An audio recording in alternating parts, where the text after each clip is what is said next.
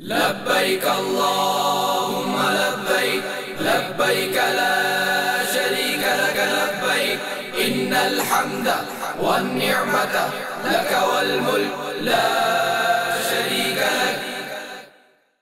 سر ننگا پاؤں ننگے دو چادریں پہنے بڑھ رہے ہیں مسجد الحرام کی طرف. نظریں جھکی ہوئی ہیں, شرم سے آنکھ اٹھتی نہیں ہے.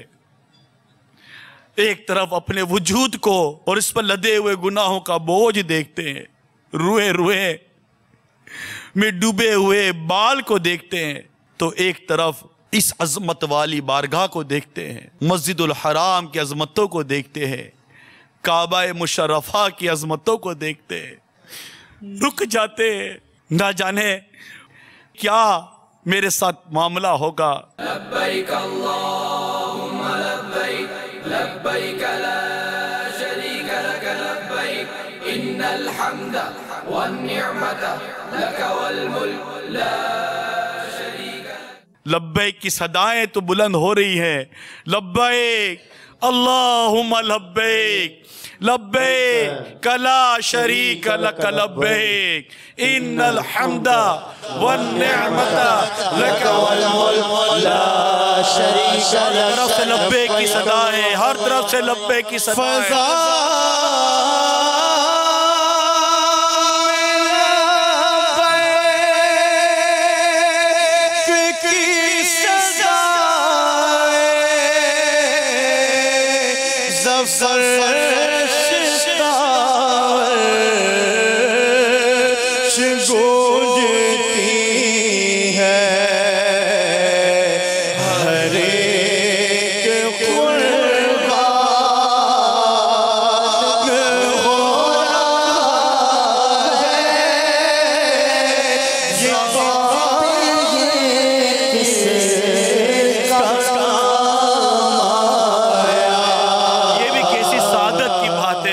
جیسے کی گندی زبان پر کیا مقدس تلبیہ جاری ہو گیا, کتنا مقدس ورد جاری ہو گیا.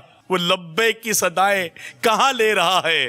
مکے کی فضاؤں میں لے رہا ہے, مکے کی ہواؤں میں لے رہا ہے, مسجد الحرام کی طرف بڑھتے ہوئے لے رہا ہے. جیسے ہی قدم بڑھتے ہیں, اعتکاف کی نیت کرتے ہوئے جیسے ہی مسجد الحرام میں داخل ہوتے ہیں, آگے بڑھتے ہیں کہ قدم رک جاتے ہیں. جو ہیبت سے رکے مجرم تو رحمت نے کہاں بڑھ کر چلے آؤ چلے آؤ چلے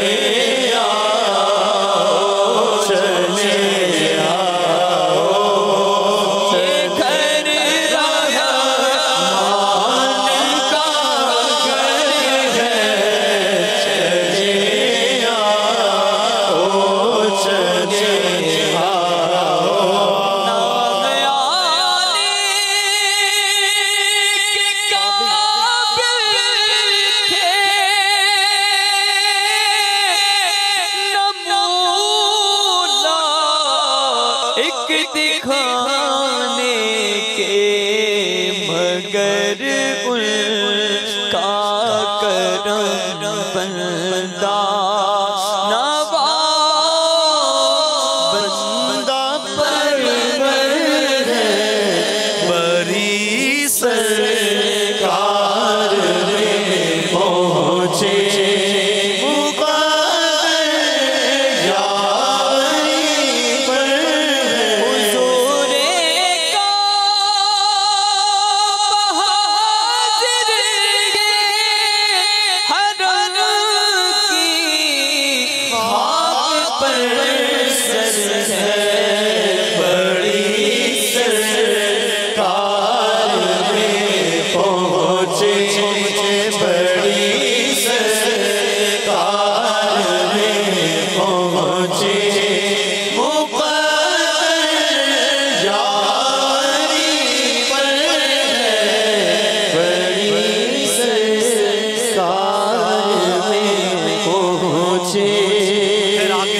کرنا ہی ہے، کعبے پر پہلی نظر پڑنی ہے۔ اے یہ آنکھ گناہوں سے کس قدر گندی، مگر کعبے پر جو پہلی نظر پڑتی ہے تو جو دعا کرو قبول ہوتی ہے۔ وہ کیفیت جو قلب کی بنتی ہے وہ تو بس دیکھنے والا ہی جانے۔ پھر طواف بھی کرنا ہے۔ کیا طواف کا انداز تھا میرے اہل سنت کا، ہائے ہائے، نگاہیں نیچی، رمل بھی کرنا ہے تو بڑے منفرد انداز میں، کسی کو دھکا نہ لگے، نیچے دیکھنا ہے، مناجات پڑھنی ہے، اللہ کے حضور گر گرا کر دعائیں کرنی ہے، خود کو دوسروں کو تکلیف دینے سے بچانا ہے۔ کوئی دباتا ہے تو دب جانا ہے، کسی کو دبانا نہیں ہے، بچ بچ کے چلنا ہے۔ یہ تو قبولیت دعا کا کیسا عظیم مقام ہے کہ طواف کیے جا رہے ہیں، رب سے دعا کیے جا رہے ہیں، طواف کیے جا رہے ہیں، اللہ کے گھر کا طواف کرتے ہوئے اللہ ہی کی محبت کی بھیک مانگی جا رہی ہے۔ محبت میں اپنی گمایا الہی، محبت میں اپنی کعبے کے گرد گھوم رہے ہیں اور دعا کر رہے ہیں اللہ تیری محبت میں گھما دے۔ میں اپنا پتایا الہی نہ پاؤں، میں اپنا پتایا الہی۔ تو کبھی اپنے رب تبارک و تعالیٰ سے یوں التجائیں کی جاتی ہے، کب گناہوں سے کنارہ میں کروں گا یا رب، دیکھ کب میرے اللہ بنوں گا یا رب، عفو کر اور سزا کے لیے راضی ہو جا، یہ کرم کر دے تو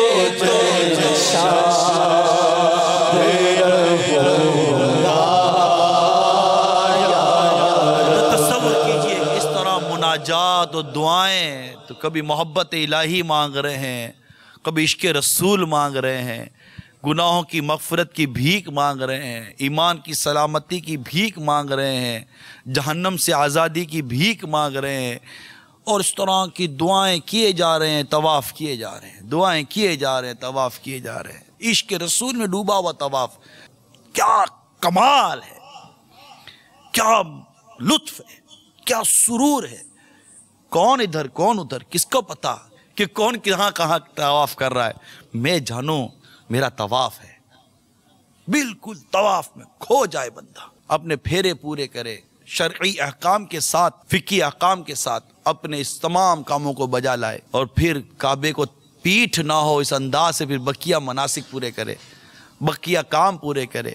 زمزم کی طرف بھی جانا ہے، ملتزم والا کام بھی پورا کرنا ہے، مقام ابراہیم کے 2 رکعت بھی پڑھنی ہے، اور پھر آخر کار سعی بھی کرنی ہے، صفا مروہ کی زیارت بھی کرنی ہے، پھر جا کر کعبے کی زیارت کرنی ہے۔ کیا انداز تھا امیر سنت کا، اے چلتے یہاں تک رک جاؤ، ہاں یہاں تک رکنا یہ سنت ہے، اوپر نہیں چڑھنا، بھائی یہاں تک رکنا ہے۔ کعبے پر نظر پڑے، نظر پڑ گئی، اب جتنی دیر ٹھہرنا ہے اتنی دیر ٹھہرنا ہے، دعا کرنی ہے، پھر مڑنا ہے اور سعی شروع کرنی ہے، پھر دعائیں شروع، پھر کلام پڑھے جا رہے ہیں، پھر میلین اخدرین ہے اس پر دوڑا جا رہا ہے۔ کون یاد آیا؟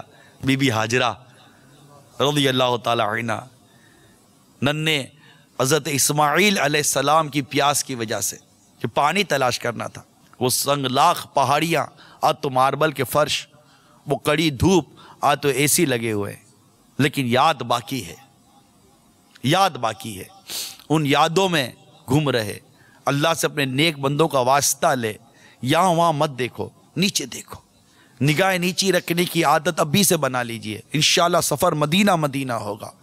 آپ کے لیے یہ جو میں مدنی پھول بیان کر رہا ہوں، اس نیت کے ساتھ کہ اگر جانے والوں کو اس پر عمل کا موقع نصیب ہوا، آپ کو لطف نہ آئے تو کہیے گا، آپ کو ذوق نہ آئے تو کہیے گا، آپ کو کیفیت نہ ملے تو کہیے گا، بس اس طرح سعی بھی پوری ہو تو طواف بھی پورا ہو، حلق بھی ہو تو پھر احرام سے بھی باہر آئے، پھر عمرے کی سعادت پاتا رہے، مکے کی گلیوں میں جا رہا ہے تو کبھی کون سی زیارت کی سعادت پا رہا ہے، کبھی کس زیارت کی، ہر زیارت میں گویا کہ اس کا عشق رسول بڑھتا نظر آئے گا، ذوق بڑھے گا، شوق بڑھے گا، غار ثور کی طرف بڑھے گا۔ یہ وہی پہاڑ ہے جہاں ہمارے آقا علیہ الصلوۃ والسلام اوپر تشریف لے گئے، سیدنا صدیق اکبر رضی اللہ تعالیٰ عنہ بھی ساتھ تھے، ہجرت کی رات تھی، آج بھی ایک رات ہے اور ہم اس رات کو اس پہاڑ پر چڑھنے کی کوشش کریں گے۔ کھینچا دامن دل سوئے بیابان عرب۔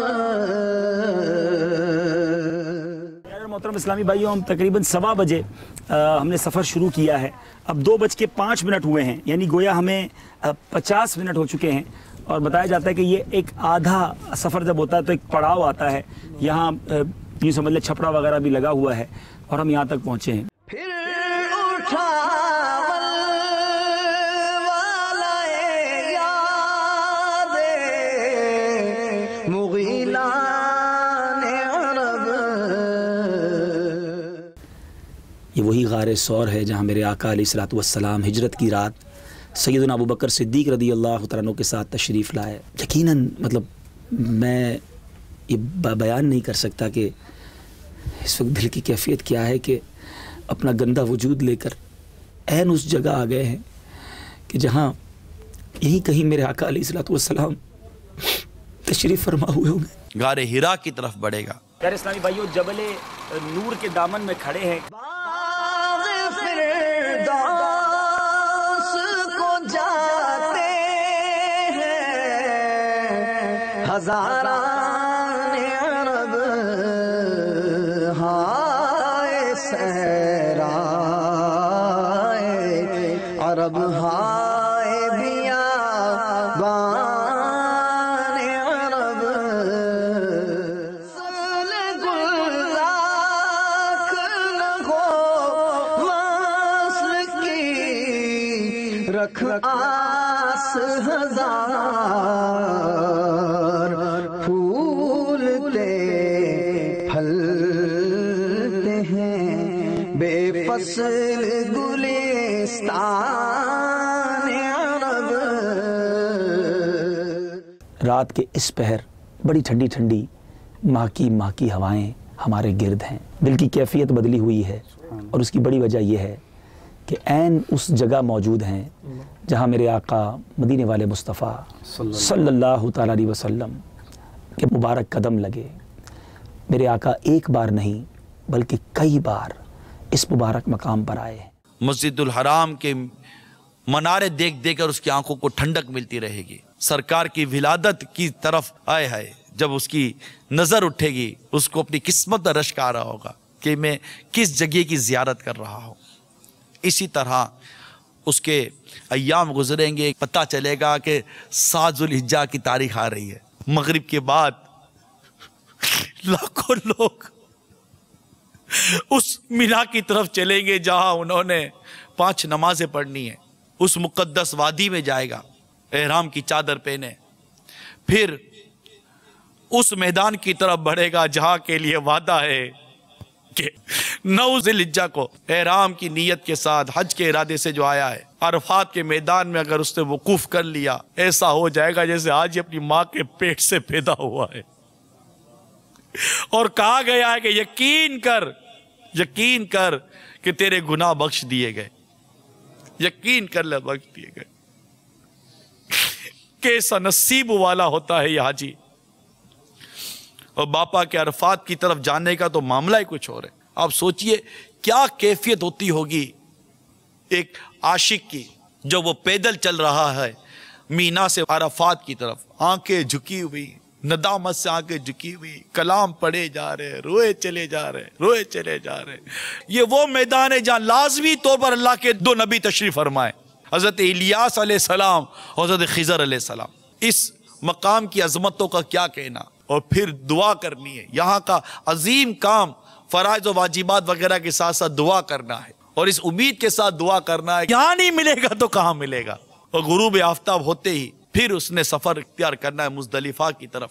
لیکن رقت ہے کہ ختم نہیں ہو رہی، ذوق ہے جو ٹوٹ نہیں رہا، شوق ہے جو ساتھ چل رہا ہے، تھکن بھی لگتی ہے، بشری تقاضے بھی ہوتے ہیں، بس ایک دھن ہوتی ہے کہ یہاں پر حقوق اللہ معاف تو وہاں حقوق العباد کی معافی کا وعدہ ہے۔ مزدلفہ کی حسین وادیوں میں کیسے لیٹتے ہیں نا، کھلا آسمان، رات کا وقت، لیٹ گئے، اٹھے، عبادت کی، فجر پڑی، شیطان کو کنکریاں ماری۔ رمی کرتے وقت شہادت کی انگلی اور انگوٹھے سے آپ نے کنکر پکڑنا ہے، اور یہ کنکر کھجور کی گٹھلی جتنا کم و بیش ہونا چاہیے۔ بسم اللہ اللہ اکبر کہہ کر ہاتھ اتنا اٹھانا ہے کہ بغل کی سفیدی نظر آ جائے، اور امیر اہل سنت بڑی پیاری رہنمائی کرتے ہیں کہ جمرے کو رمی کرتے وقت یہ ارادہ ہو، یہ نیت ہو کہ میں اپنے نفس امارہ کو بھی مار رہا ہوں، اپنے ساتھ جو حمزاد ہے، جو شیطان ہر انسان کے ساتھ ہوتا ہے، اس کو مار رہا ہوں، اور یہ نیت کرے کہ اللہ تعالیٰ اس رمی کے صدقے مجھے شیطان کے واروں سے نجات عطا فرمائے۔ آپ انشاءاللہ بسم اللہ اللہ اکبر کہہ کر 7 کنکریاں ماری جائیں گی، اپنا رخ قبلے کی طرف کر لیں۔ بسم اللہ اللہ اکبر، اللہ اکبر وللہ الحمد، اللہ اکبر اللہ اکبر، لا الہ الا اللہ واللہ شیطان کے خلاف جنگ جاری رہے گی، شیطان کے خلاف جنگ جاری رہے گی۔ پھر قربانی، پھر حلق، پھر احرام اتارا، عام کپڑے پہنے، سر پر امامے کا تاج سجا دیا، اور پھر طواف زیارہ کی طرف چلے۔ پھر وہ ایام گزارے جو گزارنے، اور یوں ان مقدس حج کے ایام پورے کیے جو حج کے خاص ایام ہیں۔ اور پھر مکے کی گلیوں سے ایک آواز آتی ہے، مدینہ مدینہ مدینہ، اور گویا کہ مولانا حسن رضا خان علیہ رحمت الحنان کا وہ شعر یاد آتا ہے، حسن حج کر لیا کعبے سے آنکھوں نے ضیا پائی، حسن حج کر لیا کعبے سے آنکھوں نے ضیا پائی، چلو دیکھیں وہ بستی جس کا راستہ دل کے اندر ہے، چلو دیکھیں وہ بستی جس کا راستہ دل کے اندر ہے، چلو دیکھیں وہ بستی جس ان کے طفیل حج بھی خدا نے کرا دیے، اصل مراد حاضری اس پاک در کی ہے۔ صلو علی الحبیب صلی اللہ تعالی علی محمد۔ مجھے اپنی اور ساری دنیا کے لوگوں کی اصلاح کی کوشش کرنی ہے انشاءاللہ۔